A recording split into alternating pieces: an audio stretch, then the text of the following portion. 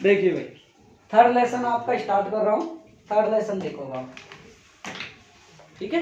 Test देने वाले test दीजिए, समझने वाले समझिए ना। हाँ जी,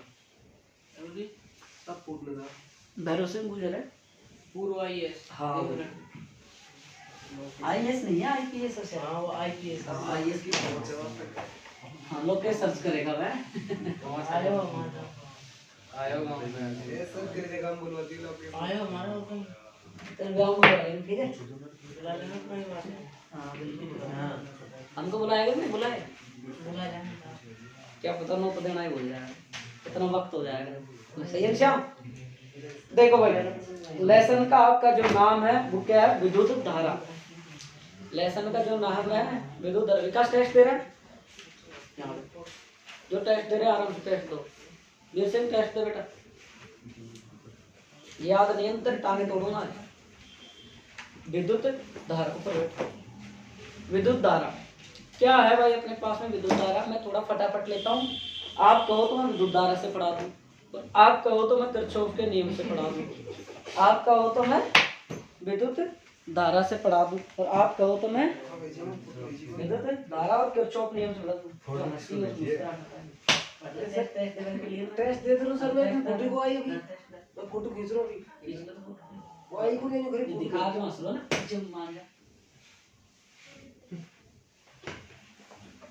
तो आगे देखो भाई, मैं भी फोटो लेता हूं। करंट, विद्युत धारा क्या होती है? देखो आप सबको पता है इलेक्ट्रिक जो करंट होती है वो क्या होता है भाई, कि I बराबर Q बटा T। एकांक समय में प्रवाहित जो आवेश है, प्रवाहित होने वाले जो आवेश है उनकी संख्या को हम क्या कहते हैं? विद्युत धारा कहते हैं। क्या कहते हैं भाई? विद्युत धारा कहते हैं। देखो ईमानदार से टेस्ट दो, लोकेश, रामकेश, श्याम है, सतीश, वीर सिंह, आर सचिन, अमित, चंदन, सब आराम से टेस्ट दो बैठ कर, आराम से, कोई दिक्कत नहीं है। तुमको जो क्वेश्चन आते हैं पहले वो करो आराम से बैठ बैठे। देखो बेटा, तुम्हारा खुद का प्रयास, तुम्हारा खुद का एक टेस्ट दोगे, तुम्हारा खुद का मनोबल बढ़ेगा और तुमको कॉन्फिडेंस आएगा, तो तुम खुद ज्यादा पढ़ने की कोशिश करो कि यार हाँ मुझे याद है। नहीं आता है कोई बात नहीं, जो याद है वो तो ढंग से करो आप एक बार। तो देखो विद्युत धारा एक ऐसी राशि होती है, अदिश राशि होती है। इसका जो मात्रक होता है, क्या होता है विद्युत धारा का मात्रक? बताओ भाई। कूलम बटे सेकंड। इसका तो क्या होगा? कूलम। इसका क्या होगा? सेकंड। और इसको क्या लिख सकते हो आप? एम्पियर। इसको क्या लिख सकते हो आप? एम्पियर भी लिख सकते हो। फिर इसके बाद में विद्युत धारा एक अदिश राशि होती है। बताओ भाई कैसी राशि होती है? धारा एक अदिश राशि होती है। क्यों होती है भाई? क्योंकि सदिश नियमों का पालन नहीं है, इसलिए धारा एक अदिश राशि होती है। दूसरा मैंने क्या लिखवाया था किसी चालक में, ठीक है सारे टॉपिक हो गए। इसके बाद आपका था धारा घनत्व। तो धारा घनत्व आपके पास मैंने, देखो भाई समझो, धारा घनत्व। हाँ विकास, धारा घनत्व किससे दर्शाया था मैंने? बताओ भाई। जैसे जे बराबर क्या होता है? आई बटा ए। एकांक क्षेत्रफल में जो प्रवाहित होने वाली धारा है वो क्या कहलाती है अपने पास में? धारा घनत्व कहलाता है। यही बात थी आपके पास में, ठीक है भाई। फिर हम इसको और क्या लिख सकते हैं? बताओ भाई, कि बताओ और क्या लिख दें हम इसको?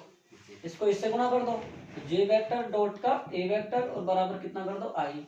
ये कितना हो जाएगा? जे ए कोस थीटा और बराबर कितना हो गया? आई। फिर आगे आप कैसे कर सकते हो कि आई बराबर कि दो सदिश राशियों का गुणनफल क्या होता है? अदिश राशि होती है, ठीक है। दो सदिश राशि है, उनका गुणनफल एक कैसी राशि हो रही है? अदिश राशि होती है, ठीक है भाई। तो हम इसको एक अल्पांश के रूप में ले ले, तो डी आई बटा डी ए कर दो, डी आई बटा डी ए। तो इसको वापिस कर दो, जे डॉट डे बराबर क्या आ गया? D I. आ गया कि नहीं आ गया भाई? इस तरह कर दो, समाकलन कर दो, डी ए वेक्टर और ये क्या हो जाएगा? आई।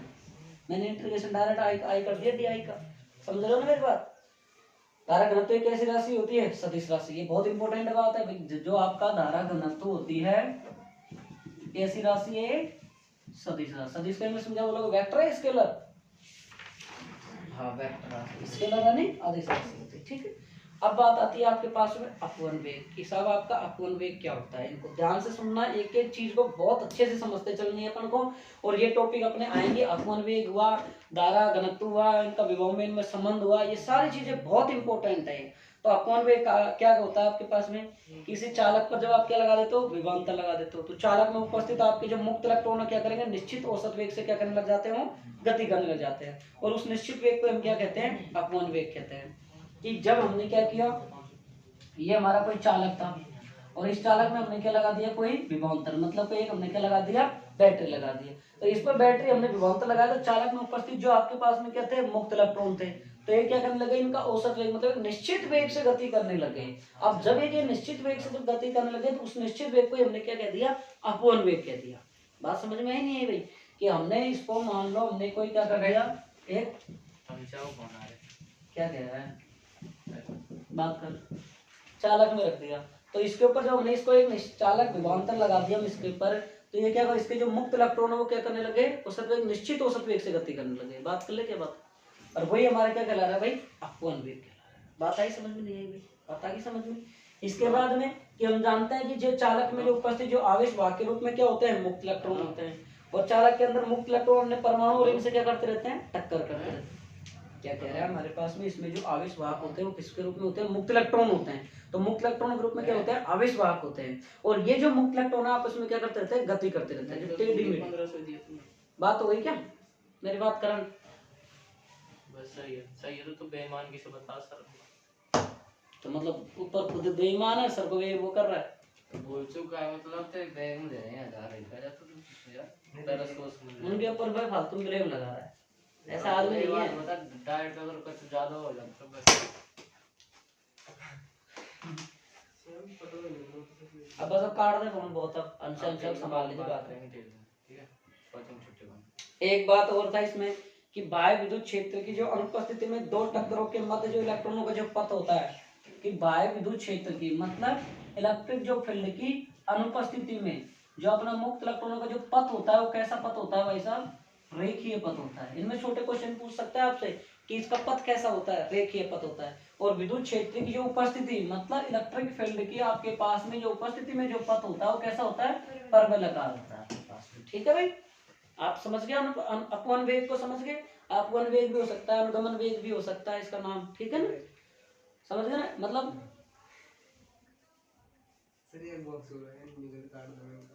चाटा मार दे इसके, किसके किस मार रहा हूँ किसके तेरे सब हुआ का लड़का आ जाएगा, ध्यान रखिए बात को, चाटा पड़ेगी इसका, लोकेश कर रहा है ना काम, हाँ कर, केमिस्ट्री में खराब है, कौन सा केमिस्ट्री,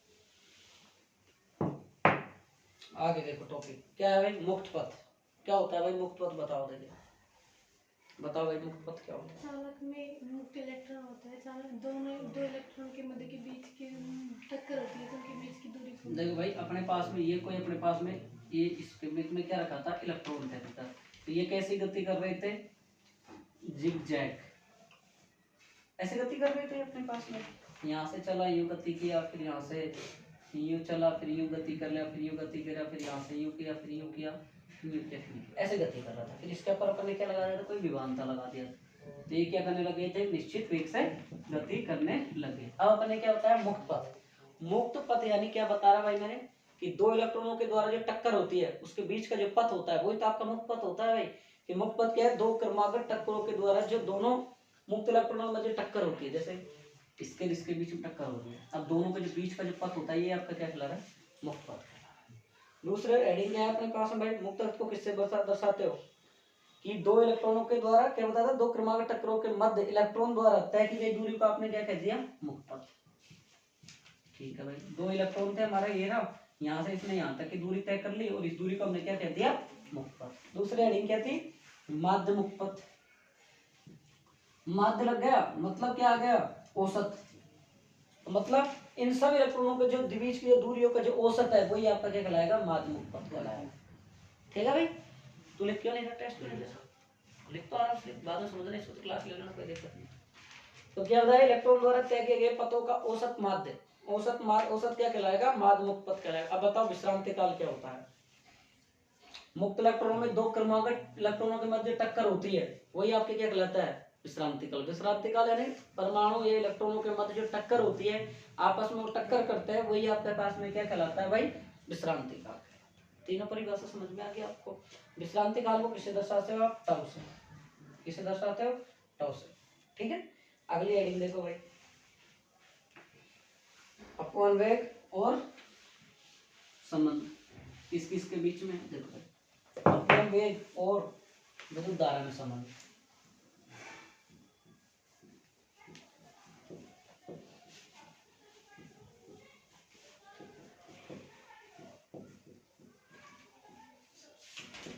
अपवन वेग और विद्युत धारा में संबंध। माना कोई एल लंबाई का कोई हमारे पास एक अनुप्रस्थ काट का क्षेत्रफल की कोई एक ये चीज है यार, इस सीधी लाइन का तो रोजना ही रहता है हमेशा।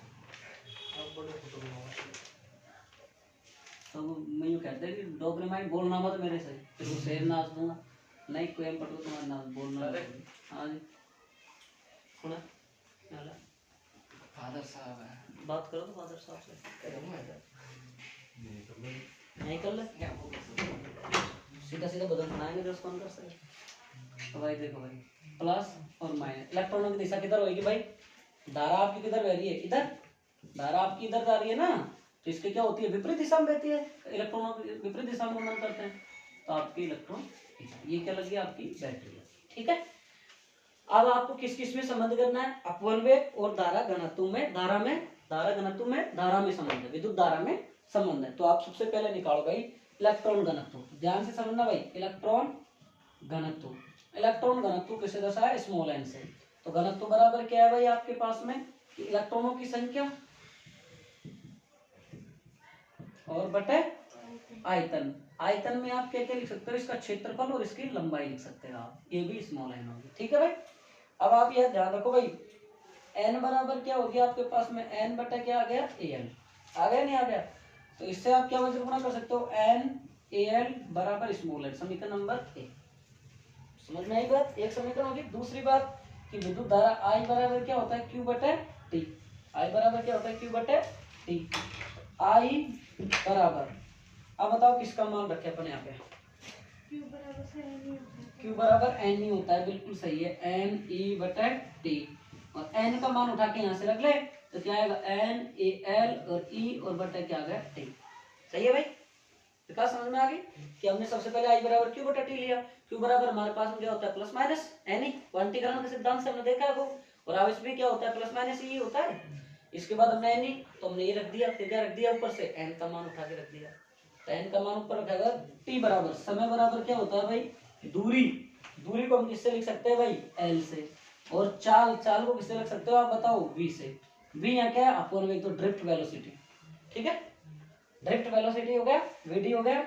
इसके बाद एल बटे क्या आ गया? वीडी। इसको यहाँ रख देते हैं।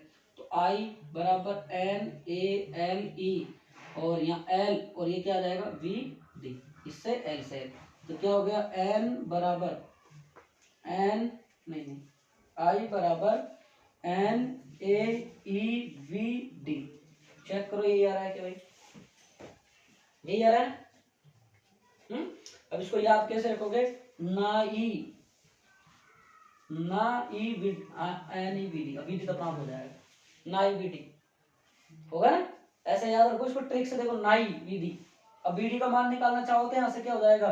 सर आई बटा एन ए ई और बराबर वी डी। अब इसे कितने भी क्वेश्चन बन सकते हैं कि आपकी धारा अपवन वेग के समानुपाती होती है, क्षेत्रफल के समानुपाती होती है, इलेक्ट्रॉन के समानुपाती होती है, और ये संख्या के समानुपाती होती है, घनत्व के। सॉरी, ये देखो ये इसके बीच का समानुपाती हो गए। बोलो भाई कोई दिक्कत यहाँ तक? बताओ भाई, समझ में आ गया कि अपवन वेग और विद्युत धारा में संबंध आया? समझ में आया नहीं आया? बताओ भाई। हाँ भाई बोल, आगे देखो, मिटा दूं?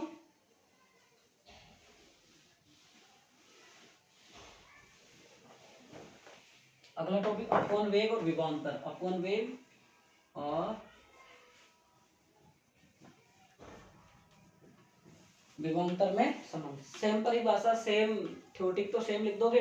तो माना है लंबाई एन प्लस काट का क्षेत्र पे 4 तार है, आपने डायग्राम नहीं बना रखा, नंबर का डायग्राम बनाना। ठीक है भाई, इसका अपन क्षेत्रफल एक तार की लंबाई लेते हैं, इसके ऊपर क्या लगा देते हैं? विभवांतर आरोपित कर देते हैं। मुक्त इलेक्ट्रॉन अपवन वेग से क्या करने लग जाते हैं? गति करने लग जाते हैं। ठीक है, ये इसके आइडिया। माना है लंबाई ए अनुप्रस्थ काट क्षेत्रफल का अपन का चालक तार है, और उसके सिरों पर अपन क्या लगाते हैं? विभवांतर लगाते हैं, जिसके ऊपर मुक्त इलेक्ट्रॉन है वो क्या करने लग जाएंगे? अपवन वेग से गति करने लग जाएंगे। देख लो भाई आगे एफ बराबर क्या होता है भाई? M A. समीकरण नंबर 1, एफ बराबर क्या होगा? M A. अतः इलेक्ट्रॉनों पर लगने वाला विद्युत बल कितना होता है? F बराबर माइनस ई। ठीक है भाई, समीकरण नंबर 2। 2 को 1 में रख दो, क्या आ जाएगा? ई बराबर एम ए। समीकरण नंबर कितने आ गया आपके पास में? 3। क्यों माइनस ई बराबर क्या आ गया आपके पास में? एम ए आ गया। यहाँ से क्या निकाल लो? त्वरण निकाल लो। तो ई बटा एम ए, और ये क्या आ गया? ए वेक्टर। त्वरण समझ में आ गया आपको सबको? त्वरण बात समझ में आई कि त्वरण अपने पास में क्या है? माइनस ई बटा कितना आ गया? देखो भाई, टीप के करोगे मेरा कुछ नहीं जाएगा, आप टीप के करोगे तो आपकी दिक्कत होगी इसमें, मेरा कुछ भी नहीं जाएगा। आपसे जितना आता अपनी ईमानदारी से काम करो। आपको खुद को पता लगना चाहिए हमारी तैयारी क्या है, हम बोर्ड एग्जाम के लिए किस तरीके से प्रिपेयर है, हमारा इतना नंबर आ रहा है। अब हम किससे करें बताओ भाई कि हमारे पास ए आ गया, हमको किस किस में याद करना है? अपवन वेग और विभवांतर दोनों में संबंध ज्ञात है। v बराबर कौन सा लगाते? गति के कौन सा समीकरण आएगा? v बराबर कौन सा आएगा? u प्लस ए टी प्रथम आएगा ना, और प्रथम हित आएगा v बराबर u प्लस ए टी, फिर u s बराबर ut plus half A T square, फिर v स्क्वायर बराबर u स्क्वायर प्लस 2as होता है। 3 समीकरण होते हैं। तो यहाँ हम क्या क्या रखेंगे? देखो भाई, यहाँ v बराबर तुम क्या लिख लेंगे? उसको vd, और u को क्या लिख लेंगे हम? प्रारंभिक वेग कितना है हमारे पास? 0। और a को क्या लिख सकते हैं हम? त्वरण को बताओ भाई। ए का मान रखेंगे माइनस ए। a का मान रखेंगे, तो t को हम क्या लिख सकते हैं? टाउ। ठीक है साहब, तो माइनस e का कितना? e को क्या रखेंगे? e को तो e लिख दो। तो देखो v बराबर, अच्छा इसमें मान रखो आप सबसे पहले vd 0 प्लस a का मान रख दो यहाँ से, तो ये माइनस हो जाएगा, माइनस ई बटा एम और टाउ। सही है। तो ये किस किस में संबंध बता रहा है? वेक्टर लगा दो कि vd बराबर ई टाउ बटे एम। ये आपको इसको एक साइड में लिख दो, माइनस ई वेक्टर और टाउ बटे एम। तो ये क्या आ गया? ये तो क्या है? विभव। ये क्या आपके पास में? विद्युत क्षेत्र। तो उपरोक्त समीकरण ये किसको बता रहा है? कि विभव, अपवन वेग और विद्युत क्षेत्र में संबंध को बता रहा है। इसको याद रखने के बाद याद रखोगे ई टाउ एम, ई टाउ बटा एम, याद हो जाएगा। पहला क्या रखोगे? नाली। ठीक है, नाई, नाई से याद रख लो। इसके बाद इसको कैसे रखो? ई टाउ यानी छोटा ई और टाउ यानी टो और बटा एम। ठीक है, अब इसमें किसमें संबंध ज्ञात करना है हमको? विद्युत क्षेत्र और विभव में संबंध। तो यार इसको भी निकाल दो, विद्युत क्षेत्र व विभव में संबंध क्या होता है भाई? विद्युत क्षेत्र और विभव में संबंध ई बराबर क्या होता है भाई? वीडी। देखो चेक कर लो, यही होता है शायद। ई बराबर क्या होता है? वीडी होता है। या ई बराबर आप और भी रख सकते हो,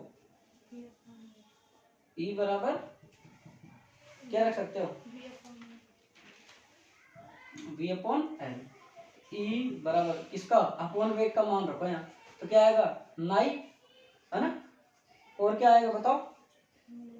ई वेक्टर का मान रखेंगे वीडी वाले में। किसका मान रखोगे? यहाँ से वीडी का रख दो फिर। वीडी का ही रख दो, तो माइनस ई वेक्टर बटा एल और टाउ। सही है क्या? चेक करो एक बार, परिमाण अपने सारा सही रखना है। ई रख और कैपिटल ई और एल और बटा एम नहीं रखा अपन ने, एम नहीं रखा ना, एम रख लो। और तो ई की जगह बी रखेंगे ना, ई का मान रख रहे हैं ये वीडी वाले में। फिर ऐसे करो, तो इसमें रखो वीडी माइनस ई वी और बटा कितना आ गया? एल एम और टाउ। तो वीडी बराबर माइनस ई टाउ एल एम और वी। अब सही है, चेक करो एक बार, अब गलत तो नहीं है। सही है, अपवन वेग और विभव में संबंध आ गया। ठीक है, आगे देखो भाई, ये आप कर लेना गतिशीलता वाला टॉपिक, कोई इतना बड़ा नहीं है। और अपवन वेग और विद्युत धारा में संबंध आप कर लेना, इजी है। तो बिल्कुल कर लोगे ना? कराओ या कर लोगे? ये तो कर लोगे तो बिल्कुल इजी है, कोई ज्यादा संबंध भाई पीछे वाला से होगा सब कुछ। इसके बाद फॉर्म का नियम मैंने कराई दिया, किताब खोल के रख लो एक बार, कोई टॉपिक छूट रहा हो तो तुमको पता लग जाएगा तो चलते चलते यार इतना ये टॉपिक रह रहा है। डस्टर खाना चाहिए।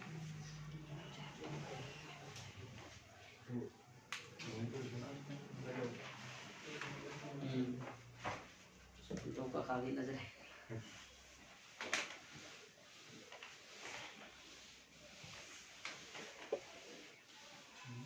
कल स्कूल जाओगे? है भाई, स्कूल में जाओ। गवर्नमेंट स्कूल वाले क्यों नहीं जा रहा? मैं थोड़ा सा एक टॉपिक समझा देता हूँ आपको। कौन सा? ओम का नियम तो आप सब जानते हो यार, कोई दिक्कत नहीं है। मैं समझाता हूँ प्रतिरोध प्रतिरोधकता, क्योंकि यहाँ से क्वेश्चन बनने के चांस होते हैं, बच्चे के क्वेश्चन यही गलत होते हैं इसमें। इनमें इनके क्वेश्चन आप जरूर कर लेना भाई। प्रतिरोध प्रतिरोधकता, चालकता चालकता, तो ये क्या हो, ये इसके साथ तो नहीं करा, मैं तेरे को बैठा ही देगा। परमाणु भट्टी में नहीं की क्यों? अक्टूबर का भी तो छोड़ना।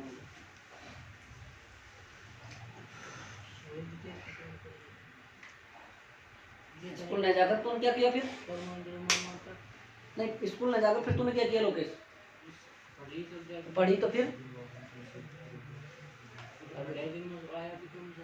आया क्यों ना यार? सिंपल सीधा सीधा सा क्वेश्चन है सारा। क्या 8 क्वेश्चन में ये विद्रोह आघूर्ण के विद्युत विद्रोह की अक्ष पर विद्युत विद्रोह के केंद्र पर 8 दूरी पर विद्युत विभव का मान। हाँ तो वही तो आएगा जो लास्ट में निकालोगे, जो ही तो आएगा। पहले एक नंबर का सीधे सीधे लिखना है। हाँ वो लास्ट में एक निरक्ष पर एक अक्ष पर, बस वो अक्ष वाला है। अक्ष वाला। और बताओ कौन सा क्वेश्चन तुमको घुमाया हुआ लग रहा है? बताओ बताओ, और क्वेश्चन कौन सा घुमाया हुआ लग रहा है भाई? कोई ऐसा क्वेश्चन लग रहा है जो तुमको घुमा रखा हो मैंने? एक न्यूमेरिकल तो मैंने, जो न्यूमेरिकल तो बहुत दिया ना। चरघातांकी ग्राफ कौन सा है? अरे यार वो रदरफोर्ड का नहीं कराया था मैंने? ऐसे करके ही ऐसे नहीं करा। रदरफोर्ड की छोड़ी नहीं, मैं लास्ट में ग्राफ बनवा रखा है। हाँ बस तो वही तो है चरघातांकी, सक्रियता लैम्बडा और उनके बीच में, उनके बीच में। बस तो फिर तुम अगर कॉपी ध्यान से पढ़ो तो एक भी क्वेश्चन कॉपी से बाहर नहीं है तुम्हारा। और मैंने क्वेश्चन वो दिए हैं जो कम से कम 2-2 बार आए हुए हैं बोर्ड एग्जाम में। ये प्रत्येक क्वेश्चन 2-2 बार आए हुए हैं। मतलब मैं सारे पेपर वो ले रहा हूँ जो कम से कम बोर्ड एग्जाम में 2 से 3 बार आए हुए हैं। अपन कल न्यूमेरिकल किया था x-15 वाला, 2 बार आया बोर्ड एग्जाम में, देख लो आप, ज्यादा टफ नहीं है। हाँ भाई, प्रतिरोध आपके पास में क्या होता है पहले तो बताओ भाई। प्रतिरोध क्या होता है भाई? चालक धारा के जो मार्ग में जो बाधा उत्पन्न करता है उसको हम क्या कहते हैं? प्रतिरोध कहते हैं। धारा का मार्ग में बाधा आई उसको हम क्या कह देंगे? प्रतिरोध कह देंगे। ठीक है, इसका मात्रक वात्रक बताओ भाई। आर बराबर क्या हो जाएगा भाई? वी बटा क्या होता है? आई। यही होता है, आर बराबर क्या हो रहा है? वी बटा आई। मात्रक क्या हो जाएगा इसका बताओ भाई? इसका जो मात्रक होता है क्या होता है भाई? ओम। इन टॉपिकों के ध्यान रखना बोर्ड एग्जाम में, मात्रक और वी में बड़े ध्यान रखना। प्रतिरोध, प्रतिरोधकता, चालकता और चालकत्व, इनके मात्रक रट लेना। बिल्कुल बोर्ड एग्जाम में ऑप्शन वाला क्वेश्चन आपको मिल सकता है, मैं फिर कह रहा हूँ। इसलिए आप इनके मात्रक को कतई नहीं भूलें। आप आगे कि 2 ग्राफ दे रखे वो तो हो जाएंगे। ग्राफ तो आपको मैंने दूसरे लेसन में समझाया। यहाँ थीटा आर और आई के बीच में ग्राफ है, वहाँ धारिता के बीच में ग्राफ था। ठीक है, तो इसके बाद प्रतिरोध की निर्भरता, ये सबसे बड़े इंपॉर्टेंट क्वेश्चन है, यहाँ से न्यूमेरिकल बनते हैं। तो सबसे पहली बात है प्रतिरोध की निर्भरता। पहली पॉइंट किस पर निर्भर करती है भाई? इसकी लंबाई पर। कि चालक की किस पर निर्भर करती है भाई? चालक की लंबाई पर निर्भर करती है। चालक की किस पर निर्भर करती है? लंबाई पर। तो आर समानुपाती कितना है? एल। आर बढ़ेगी तो क्या बढ़ेगी हमारी? एल बढ़ेगी। ये बात ध्यान। कोई भी न्यूमेरिकल बना दे, किसी चालक तार की लंबाई को 2 गुना बढ़ा दिया जाए तो उसको प्रतिरोधकता कितनी बढ़ेगी? प्रतिरोध कितना बढ़ेगा? डायरेक्ट कह दे उसका। तो आप ध्यान रखें, ये बात आएगी। दूसरी स्केल क्या होती है? क्षेत्रफल के व्युत्क्रमानुपाती होती है। किसी भी चालक तार की लंबाई को 2 गुना बढ़ा दो, उसका क्षेत्रफल को 3 गुना बढ़ा दो, बताओ प्रतिरोध कितना बढ़ेगा? ऐसा क्वेश्चन आ सकता है। तो इसका क्या हो गया? क्षेत्रफल के व्युत्क्रमानुपाती, लंबाई के समानुपाती। और यह पदार्थ की प्रकृति पर निर्भर करता है।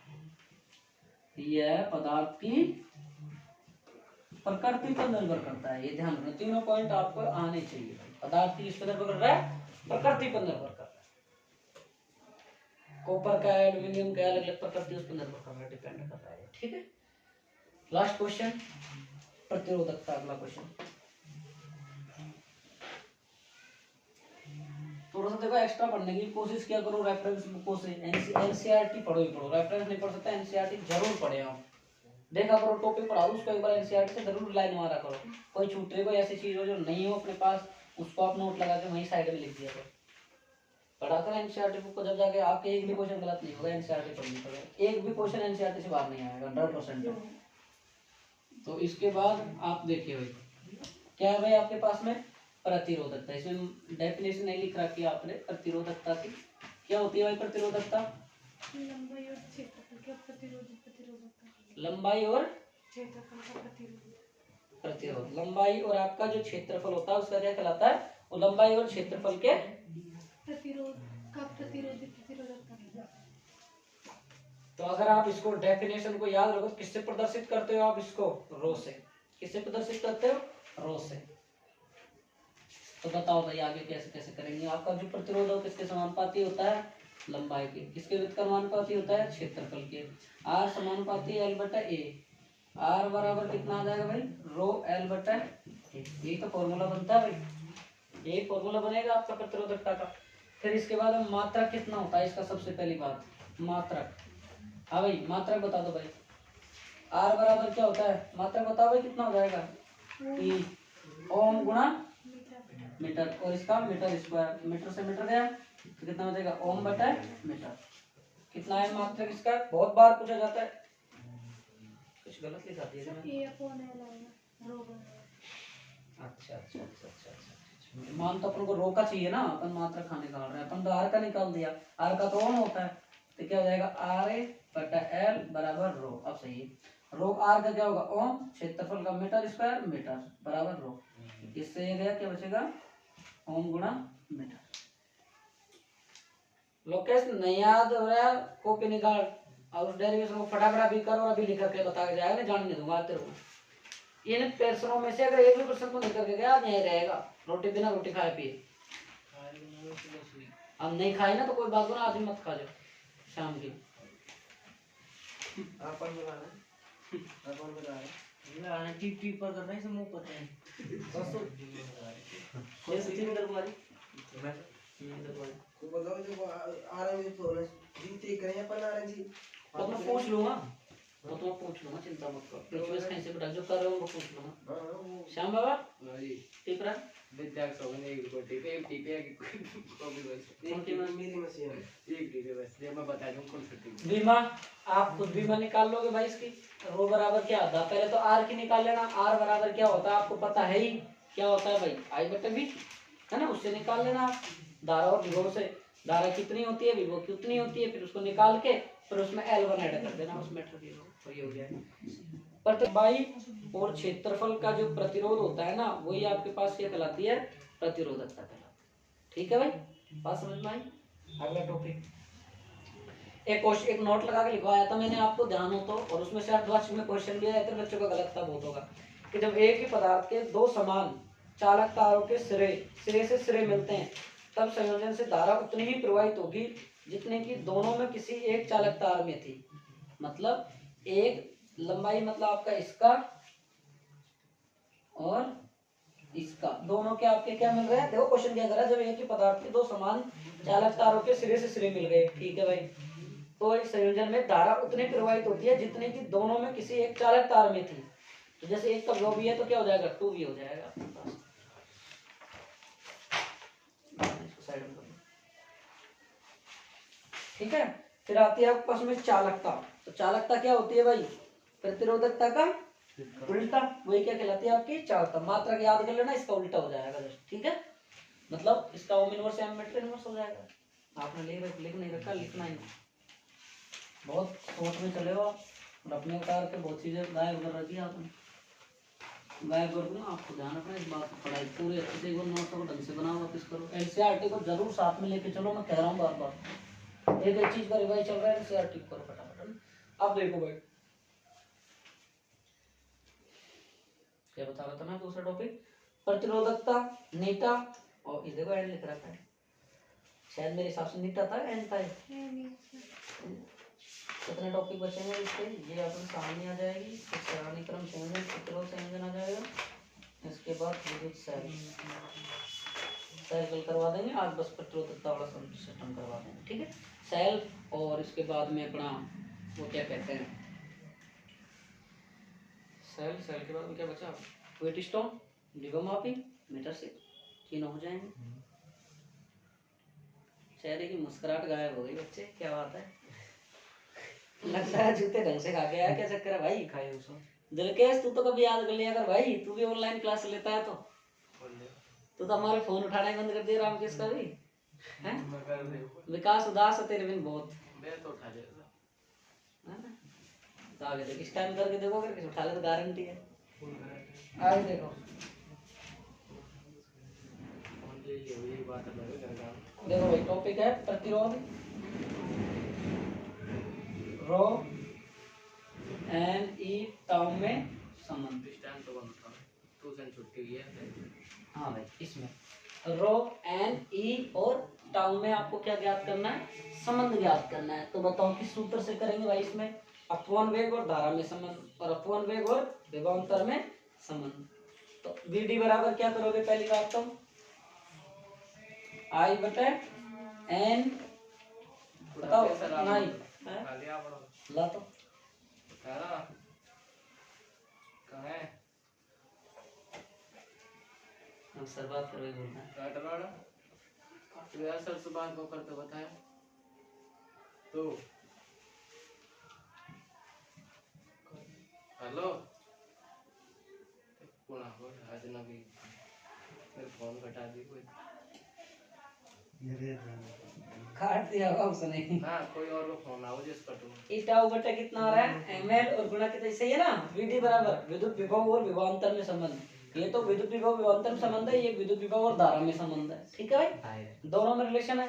इसको उठा के चाहे यहाँ रख लो, चाहे इसको उठा के यहाँ रख लो, एज इट इज कैसे कर लो। तो आई बटे कितना हो गया? एन ए ई और माइनस ई टाउ वी और एम एन। ठीक है, अब क्या करना है? उनको वज्र गुणा करना है, कंप्लीट। तो वज्र गुणा कर दो भाई, लो वैसे गुणा कर दो इसको। एम एल आई बराबर माइनस एन और ई स्क्वायर टाउ वी ए, और इसके बाद अपने ले लो एम बटे एन ई स्क्वायर टाउ बराबर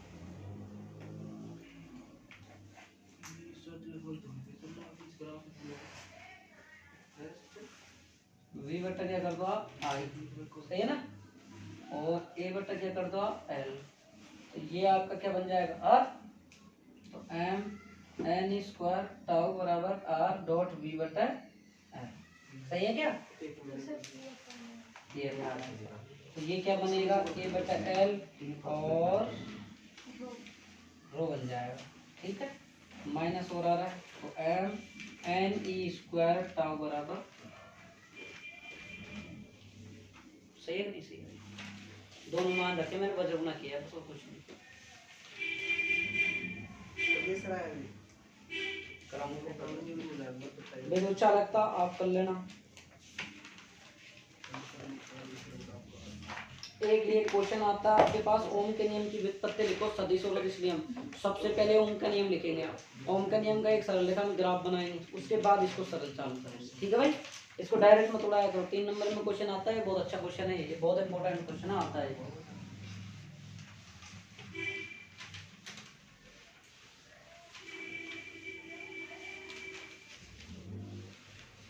नंबर था, अबे पैटर्न बनाओ कि जैसे एक फिजिक्स की बुक, एक केमिस्ट्री की बुक। अगले 5 दिनों में कंप्लीट करो, हाँ? अगले 5 दिन फ्री करो उनको। जैसे एज ए टीच टेस्ट चल रहे हैं, वो तो चलने दो। इसके बाद में आपको सेकंड फिजिक्स, क्योंकि सेकंड थोड़ी ताज़ा ताज़ा है तो याद रख जाएगा ना। इसके बाद सेकंड केमिस्ट्री। ठीक है, अगले 5 दिन, मतलब आज कितनी डेट होगी? मतलब 14 तारीख को मेरे को कंप्लीट चाहिए। ठीक है, 14 तारीख को मेरे को कंप्लीट चाहिए। मैं सुन लूंगा, टेस्ट लूंगा दोनों का, तो आपको दोनों कंप्लीट करनी है। ठीक है, दोनों बुक कंप्लीट चाहिए मेरे को। ठीक, 14 तारीख। 14 के बाद में इसके इधर से अपने शादी तो 23 को जाओगे आप लगभग, तो 20 तारीख को मेरे को, फिर 20 नहीं 21 को मुझे फर्स्ट बुक दोनों कंप्लीट चाहिए। फिर आप शादी में एंजॉय करोगे, दिक्कत नहीं। ठीक है, दोनों बुकें कंप्लीट, दोनों बुक वो कंप्लीट चाहिए। विकास भाई कोशिश करें जितना हो सके, उतना संभव हो सके उतना तैयार करें। जरूरी नहीं है पूरी बात बोले, मैं फिर देर से कह रहा हूँ 23 मिनट का वीडियो है कल का, एक बार देख लेना उसको, ठीक है। उसमें मैंने बता रखा है केमिस्ट्री इंग्लिश बारे में। तो आप 5 दिन बहुत है ना, 5 दिन बहुत है मेरे हिसाब से। आई थिंक स्कूल जाते नहीं है तो आपको खूब टाइम मिलता है। अगर मैं बात करूँ सुबह 6 से शाम के 6 तो 12 आवर्स, 12 आवर में आप निकालो तो कम से कम 8 घंटे, 2 घंटे सोने का, 2 घंटे नहाने धोने का, कंप्लीट खाने वाने का, सही है। 4, इसके बाद में 6 से 2 घंटे ये गुजार दो, 4 घंटे और 5 घंटे और निकाल दो, कम से कम 14 घंटे पढ़ाई होनी चाहिए इस टाइम पे, जब जाके 12 क्लास कंप्लीट हो जाएगी। कम से भी कम जब आप फ्री हो, आपको कोई काम नहीं, तो कम से कम आपके 14 से 15 घंटे पढ़ाई होनी चाहिए इस टाइम, जब जाके आपकी परसेंटेज अच्छी बनती है। बहुत सोचते हैं यूँ आँख मिच रही है टाइम देख के, लेकिन होती है 14 घंटे पढ़ाई जब ही होगी, 14 घंटे पढ़ाई होती है, एक्चुअल बात है। अब कल से मैं राम के इसको और वीर सिंह को यहाँ बैठा दूँ, देख अगर स्कूल में जाएंगे 6 बजे से ले और 11 बजे तक मेरे साथ पढ़ो, और 5 घंटे लगातार, तैयार हो गए। ठीक है। तो कल आ जाना आपके लिए सब ठीक तो तैयार आएगा एक दिन फटका उड़ा लोकेशन में, उन्होंने नहीं कोई मतलब नहीं, कोचिंग जाना गलत बात है। हाँ भाई आगे देखो, सही है ना, लेकिन है ना कंप्लीट चाहिए मेरे को। चाहे आप चाहे 10 घंटे सो, चाहे 1 घंटे सो, मुझे कोई मतलब नहीं, मुझे दोनों बुक कंप्लीट चाहिए। और मैं टेस्ट लूंगा, ये ध्यान रख लेना इस बात में। मैंने कितनी तारीख बताई है? 14 तारीख, 14 तारीख को कंप्लीट चाहिए मेरा। मैं 14 तारीख को सुबह घर जाऊंगा, तो आप हो सकता है मैं आपके घर की तरफ होके चले जाऊँ, तो मैं कंप्लीट देख के जाऊँ। हमारे घर तू कहाँ जा रहा है? सोते को मैं तुम्हारे घर है। क्यों, क्या मान बना रहा है?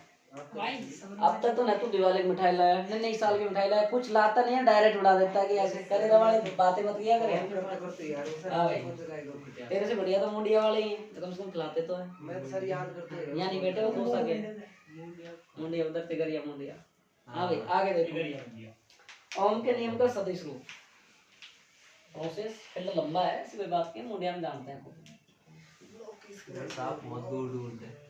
ओम के नियम का व्युत्पन्न, किसका? एक तो सदिश रूप व्युत्पन्न करना है। अब आप देखो आपने कितना याद किया, ये टेस्ट से आपको ये पता लग रहा है। और इसके बाद में आदेश रूप, सचिन और चंदन ये सोच रहा है 5 बजे का जब होता है ना, तो स्कूल में थे सर। देखो लिखो बेटा, जितना आ रहा है उतना लिखो, चाहे 2 ही क्वेश्चन लिखो, आप ढंग से लिखो आप। सर ढंग से 2 क्वेश्चन के लिए मैं पूरा दोस्त का फोन आता है। डॉक्टर पहले क्वेश्चन बहुत ढंग से पढ़ तेज का सर लेगा। और सबरा रेड का तो पढ़ ले, फिर काम कर ले पहले। देखो भाई, ओम का नियम का सबसे पहले आप कौन सा कर रहे हो? सदिश रूप। अब आप देखो भाई, ओम का देखो, ओम के नियम का सदिश रूप, सदिश रूप के अलावा इसको क्या बोलते हैं आप? सूक्ष्म रूप। ठीक है भाई, इसको सूक्ष्म में भी ध्यान रखना ना। तो आप कई बार इसको क्वेश्चन पूछने का अलग ढंग हो रहा है, इसको दूसरे तरीके से और पूछेगा वो, जो मैं पढ़ता था जब आया था वो। पहले क्वेश्चन को जब बुलाया आपने पहला क्वेश्चन क्या है? अरे सर फिर मंदिर उठ जाए बड़े मुझे पता है इसका सर्वाधिक पढ़ने के लिए न्यूक्लियन बंधन ऊर्जा किसके? हां मुझे पता देखो बिना उधर अपन वेग और धारा में संबंध। बहुत खतरनाक पिटा था मैं, एक क्वेश्चन मेरे याद है, बहुत खतरनाक अपन वेग पीटा दिया था ना। आज देखना, आज तो देख रहा से खतरनाक है, डबल खतरनाक बनाऊंगा आज। अरे सर याद है वी डी बराबर क्या होता है? आई बटे एन ई, यही होता है ना भाई, देख लो ना, चेक कर लो ना, एन ई विकास यही होता है ना। तो वी डी बराबर क्या लिख दिया आपने? आई बटे एन ए ई। अब देखो पुनः अपन अनुगमन वेग और विद्युत क्षेत्र में संबंध, तो अनुगमन वेग व विद्युत क्षेत्र में संबंध कितना होता है भाई? अनुगमन वेग और विद्युत क्षेत्र में संबंध बता दो मेरे को। वी डी बराबर ई टो बटा एम, माइनस लगा इसका मापांक लेके माइनस को हटा भी सकते हो आप, है ना। इसके बाद में यह क्या आता है? ई, सही है क्या? विद्युत क्षेत्र और अनुगमन वेग में संबंध यही आता है। अब समीकरण 1 व 2 से सरेंडर, इसके बाद में आई बटे क्या कर दिया आपने? एन ई ए, और ये क्या आपके पास में है? ई टाउ, ई टाउ बटा एम और गुना ई। अब निकालो आप किस किस से गुना करोगे, किस किस से वो करोगे। तो देखो भाई, हमने कुछ लिखा नहीं क्या? ठीक है, आई बटा ए और एन ई को यहाँ गुना कर दो आप, एन ई स्क्वायर टाउ ई और बटा क्या आ रहा है एम। बोलो भाई सही है, कोई दिक्कत यहाँ तक? अब आप देखो यहाँ से और आगे N E square tau E, तो आपने अभी थोड़ी देर पहले लिखा था M N E square tau बराबर रो, ये लिखा था ना। और रो बराबर अगर आप क्या होता है 1/, क्या होता है सिग्मा, क्या होता है रो बराबर 1/, देखो कितने अच्छे से बोल रहा है ना, नहीं वो सिग्मा बराबर 1/, रो है ना। तो अगर मैं यहाँ से सिग्मा का मान निकालना चाहूँ तो ये हो सकता है नहीं हो सकता? हो सकता है नहीं हो सकता? क्यों ये उल्टा लिख रखा है मैंने? देखो वापस देखो, एम बटा एन स्क्वायर टाउ, एम बटा एन स्क्वायर टाउ बराबर क्या है रो। अब मैं रो को क्या लिख रहा हूँ 1/रो, तो 1/ मतलब ये जाएगा, फिर ये ऊपर चला जाएगा, ये तो ऊपर चला जाएगा, ये नीचे आ जाएगा, तो यही बनेगा। बनेगा नहीं बनेगा? अभी विकास नहीं है समझ? देखो भाई वापस देखो कि मैं चलो लिख ही देता हूँ 1/m N E square tau, ये खत्म जाएगा यहाँ, तो ये यहाँ चल जाएगा, ये प्रोसेस बनेगी। और ये क्या बनेगा अपने पास में सिग्मा, तो आई बटा ए बराबर 1/, क्या लिख दो इसको रो, लिख दो रो। इसके बाद में ये क्या आ जाएगा, चेक कर लो भाई। और 1/रो क्या आता है अपने पास में सिग्मा, और डॉट क्या आ जाएगा ई आएगा कि नहीं आएगा, ये लो सब। इसके बाद आई बटे ए को क्या लिख सकते हो आप जे बराबर सिग्मा डॉट ई वेक्टर, ये आया नया सदिश रूप। बताओ एक बार क्वेश्चन दिया था सिद्ध करो ओम का नियम उत्पन्न करो, ये दिया था डायरेक्ट डायरेक्ट ये सूत्र दिया था। तू नहीं कर रहा, चंदन टिप टिपली कर रहा है, नजरें मेरी बहुत खतरनाक है। ये कह रहा है टावर लेती है नजरें, मैंने कर दी सब मेहनत की धूल है। मैं कह रहा हूँ मेरी नजरें बहुत डेंजर है। कई बार तो मैं रिश्तेदारियों में कई चीजों को मैं देख लेता हूँ ना, तो मैं चुपचाप बैठ जाता हूँ, मैं कुछ कहता नहीं, कहीं भी जाके बैठ जाता, क्योंकि मेरे को पता सब रहता है, लेकिन चुपचाप मेरे अपने अंदर चुपचाप बैठ जाता हूँ, मैंने होने तो जो हो रहा है। ये तो अभी रिश्तेदारी में चुपचाप बैठे हैं? रहते हैं। रिश्तेदारी में कहीं भी चले जाएं, कोई भी बच्चा कोई भी फंक्शन में शादी में कोई भी ऐड कर रहे होते हैं, सब पता रहता है बैठे बैठे। भगवान नहीं है लेकिन नजरें तो सब एक दूसरे से जाती है। तो तू जो खेल खेल रहा है ना, मैं खेल जानता हूँ, तेरे आज फटके उड़ाऊंगा रुक जा। तेरे आज तो मैंने डंडे उस दिन तो अपनी तोड़ी थी, आज तू देख। चंदन तू देख लेकर बोल रही थी सर ने दाहिना फाड़ दिया। क्या चीज कह रहा है? सर सही दिया उदाहरण में। क्या चीज? सर ने कैसे भी सर क्या दिया? श्याम क्या दान दिए? यार चंदन दे गेट मोड़ में कर देना, हम दाना मार मुझे दान दे फाड़ता हूँ प्लाट दे। तो फिर जिसमें बचेगा तो केमिस्ट्री में धुलेगा।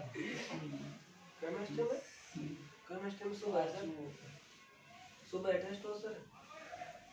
अभी सुबह करूँगा। ये बात समझ में आ गई? अब क्या लिखना है आपको? अदिश नियम का सदिश रूप, अदिश रूप ओम के नियम का आपका सदिश रूप, तो मतलब अदिश रूप। अदिश रूप को आप दूसरा नाम क्या बोलते हैं, मैं बता? स्थूल रूप। बिल्कुल वेरी गुड, ठीक है भाई। मैंने आपको 10 दिन दिए हैं, हिसाब किताब कंप्लीट होनी चाहिए मेरे, कंप्लीट तो कंप्लीट, चाहे कुछ भी हो जाए, चाहे आप आओ स्कूल, चाहे आप नहीं जाओ, चाहे प्रैक्टिकल करो, चाहे आप मत करो, आपके ऊपर डिपेंड है। विकास तेरे को 3-3 लेसन याद होने चाहिए, 3-3 4-4 लेसन छांट लेना और मेरे को बताएगा व्हाट्सअप करके, सर मैं ये लेसन कर रहा हूँ, ठीक है। और टेस्ट दे रहा है वही छांट लेने, तू तो टेस्ट दे, टेस्ट दे ले तू तो। परमाणु द्रव्यमान है, जी परमाणु द्रव्यमान मात्रक समापी नहीं, तो फिर ये आपको दोबारा फिर ये स्पेक्ट्रोमीटर क्यों लिखना चाहिए? परमाणु द्रव्यमान मात्र एएमयू, एएमयू द्वारा मापते हैं परमाणु द्रव्यमान। फिर इसमें ऐसे क्यों लिख रखा है परमाणु ये यंत्र था पहले की विधि थी एएमयू वाली। सर ये 10वें क्वेश्चन में 2 बिंदु आवेश एक दूसरे से 16 सेंटीमीटर दूरी पर स्थित है, इनको मिलाने वाली रेखा के किसी बिंदु पर विद्युत विभव 0 कलित कराया, सर किसी पर कलित कराया, x - 15 16 दे दिया, बस किसी पर बिंदु है सर, 16 दे दिया, Q/x वाला। अब ये लोग किस तो बात कर रहे हैं, ये में पहले की थी ये। और ये आपको हाँ स्पेक्ट्रोमीटर यंत्र था। और आपको दिखा स्पेक्ट्रोमीटर का जे बराबर क्या होगा भाई, हम जानते हैं सिग्मा ई। जे बराबर क्या होता है आई बटा ए, ये क्या होगा 1/, और ये क्या कहलाएगा अपने पास में ई। क्या करें अभी इसका बताओ भाई, हम इसका वज्र गुणा कर दें, वज्र गुणा कर दो आप इसको, और भी कुछ खुलेगा क्या, आई बटा ए 1/रो ई का v बटा एल से खोल दो आप, सही है। आप इसको किससे गुणा कर दोगे, वी एल को इधर गुणा कर दो, तो आई बटा ए क्या हो जाएगा आपके पास में आर, और वी बटा एल, और क्या कुछ गड़बड़ हो गई। किस किस को भेजे अपन, अपना माल बन जाए कम से कम। आई रो एल और बराबर क्या लिख दिया अपन ने ए बी, ए और बी। अब लिख रहे अपन तो v बराबर आई बटा ए और रो एल बराबर v। अब ये क्या हो जाएगा बताओ, ये तो नहीं बनेगा, तो क्या क्या बन सकता है इसमें बताओ, ये बन सकता है, क्या बनेगा ये? तो आई आर बराबर v। आपने क्या किया, ये लिखा, इसको खोला आई बटे सिग्मा को 1/रो वी बटा एल आई बटा ए, इसको वज्र गुणा किया, ये किया, और वज्र गुणा नहीं करो, जब भी आपको यहाँ वी रहेगा तो या फिर इधर भेज दो। एल बटा आपके पास में क्या आ रहा है ए, और ये रो, तो रो एल ए बटा क्या होता है आर प्रतिरोध, इसके बाद में ये। अब मैं आपको सारणी समझा रहा हूँ, ये 1 नंबर का वन कोड का क्वेश्चन आएगा, ये सारणी जिसको याद है ना, टाइम तो कितना भी हो जाए, रुक जा तेरे को दूंगा मैं भी, रुक जा तेरे को कितना बुला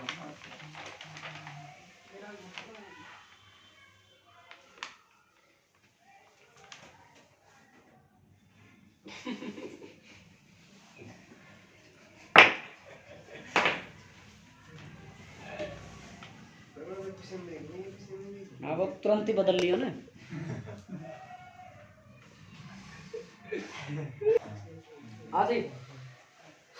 ये सारणी आपको याद होनी चाहिए, BB Roy, Great Britain, very good wife, golden silver.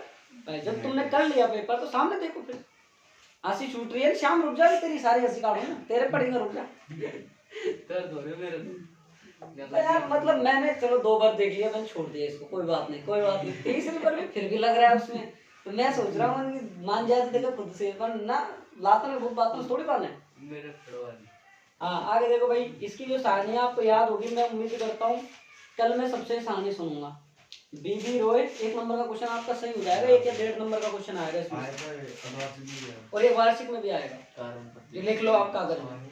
1.5 number का क्वेश्चन 100% आवाज कौन कह रहा नहीं है, ये कैसे नहीं है पीला हरा स्वर्ण है, अरे हां ये आया था, अभी मुझे भी तेरे टेस्ट जो गलत हुआ था। अब BB Roy, Great Britain, very good wife, golden silver necklace, ठीक है। इसमें आपको 3 चीज याद करनी है, क्या क्या याद करनी है, एक तो अंक, एक गुणक और एक सहायता। सहायता बोल सकते हो, सहनशीलता भी बोल सकते, सहायता सहनशीलता ऐसा कुछ नाम था, है ना, ज्यादातर इसमें इंग्लिश में आता है। देखो जो आपकी सहायता है वो आपकी कहाँ से स्टार्ट होती है, सफेद से, सफेद से हो रही है नहीं, 1 मिनट, गोल्डन से, गोल्डन सिल्वर और नेकलेस। गोल्डन की कितनी है +-5, सिल्वर की +-10, और नेकलेस की कितनी है +-20 आपके पास में, ठीक है। तो इसके 2 प्रकार से क्वेश्चन आते हैं, 2 के अलावा तीसरा प्रकार में क्वेश्चन का बढ़ता नहीं है। इसमें से 2 प्रकार के क्वेश्चन सिर्फ और सिर्फ इस प्रकार के बनते हैं इसमें। एक तो आपको दे देता है क्वेश्चन की किसी कार्बन पर प्रतिरोध पीला, बैंगनी, भूरा तथा स्वर्ण रंग की पट्टिकाएं हैं, तो बताओ सारणी इनके जो बताना है। तो पीला आपके पास में कितने पे है, पहली बात तो इसकी एक सारणी में दर्शा देता हूँ, ये लो सारणी,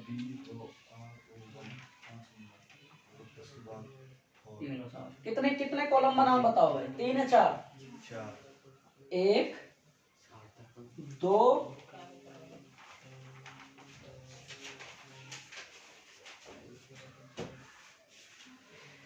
3 और 4। ये क्या कहलाएगा आपके पास में, बताओ भाई क्या कहलाएगा, प्रथम सार्थक अंक।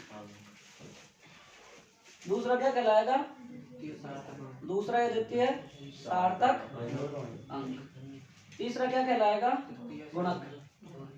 चौथा सहायता। तो क्वेश्चन में क्या दिया आपको कि एक तो दिया है प्रतिरोध पर पीला, बैंगनी, भूरा और तथा स्वर्ण रंग की पट्टिकाएं। तो पीला, बैंगनी, भूरा, पीला और बैंगनी, तो मतलब आपने पीला दे रखा है, बैंगनी दे रखा है, फिर क्या दे रखा है, भूरा तथा स्वर्ण। ऐसे ध्यान रखे, आपको क्वेश्चन अगर इस तरीके से आता है डायरेक्ट हेडिंग, मतलब ऐसे दिया होता है कि किसी कार्बन प्रतिरोध पर ये रंग दिए हैं तो इनको बताओ, तो आप सबसे पहले ऐसा चित्र बना लो आप एग्जाम में, और चित्र बना के फिर आप दर्शा दो। जैसे क्या होता रहेगा, पीला, बैंगनी, भूरा और स्वर्ण।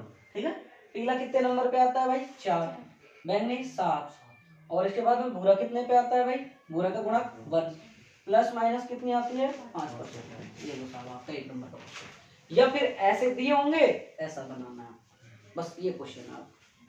ठीक है, ये आपको याद करना है, यहाँ तक कल न्यूमेरिकल करके लाना, ये आपका खत्म होता है। अब आपका एक तो प्रतिरोध संयोजन और श्रेणीक्रम संयोजन मुझे कराने की आवश्यकता नहीं है, 10th क्लास में आपने खूब पढ़ रखे हैं, ऐसी कोई बात है नहीं। और यहाँ तक आप अच्छे से पढ़ के आना, अभी जाओ मतलब तो प्रसाद बाकी है ना।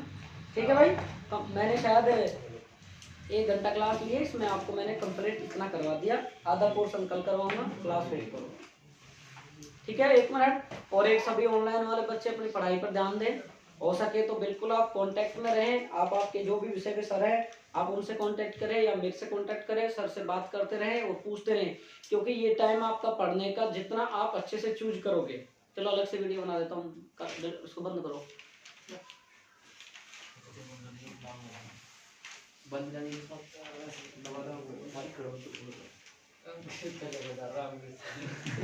कर